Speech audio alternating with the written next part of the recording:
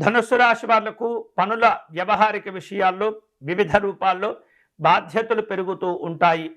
ప్రతి అంశాన్ని లాభాలు స్వీకరించేటటువంటి విధానంలో మీ యొక్క పద్ధతి ఉండేటట్టుగా జాగ్రత్త పడుతూ ఉండాలి. సంయమనంతో పనులు చేపడుతూ పూర్తి చేస్తూ ఉండాలి. ఈ వారం ఈ ధనుస్సు రాశి వాళ్లకు బంధువులతో ఉన్నటువంటి అభిప్రాయ భేదాలు తొలగిపోతాయి.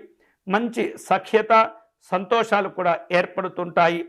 వివిధ రూపాల్లో ప్రభుత్వ సంబంధమైనటువంటి అధికారుల యొక్క సహాయ సహకారాలు తీసుకునే ప్రయత్నం చేస్తారు.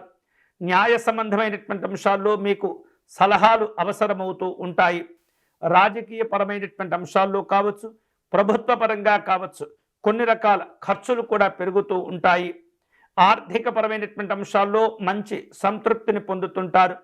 వివాదాలకు దూరంగా ఉండే ప్రయత్నం చేయండి. ఆనందదాయకమైనటువంటి వార్తలు కూడా మీకు అందుతూ ఉంటాయి. ఆధ్యాత్మిక దైవ చింతన కార్యక్రమాల్లో పాల్గొనేందుకు ప్రణాళికలను సిద్ధం చేసుకుంటూ ఉంటారు. భూ సంబంధమైనటువంటి వ్యవహారిక విషయాలు అన్నీ కూడా కలిసి వస్తుంటాయి. నూతనమైనటువంటి వాహనాలు కొనుగోలు చేస్తుంటారు. సహోద్యోగులతో వివిధ రూపాల్లో భేదాభిప్రాయాలు కలిగేటటువంటి సూచనలు ఉన్నాయి. ప్రయాణాలు అనుకూలిస్తుంటాయి. సామాజిక పరమైనటువంటి కార్యక్రమాల్లో ఆశయాల విధానంలో కొంత జాగ్రత్తలు తప్పనిసరిగా తీసుకోవాలి. పెద్దవారి సలహాలు సూచనలు తీసుకుంటూ ఉండాలి. నాయకులతో మనస్పర్ధలు పెంచుకోకూడదు. విద్యా సంబంధమైనటువంటి అంశాల్లో నిర్లక్ష్యంగా ఉండకూడదు.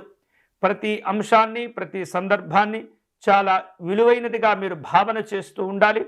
అందివచ్చిన అవకాశాలను ఉపయోగించుకుంటూ అభివృద్ధి చెందేటటువంటి ప్రయత్నం చేయాలి.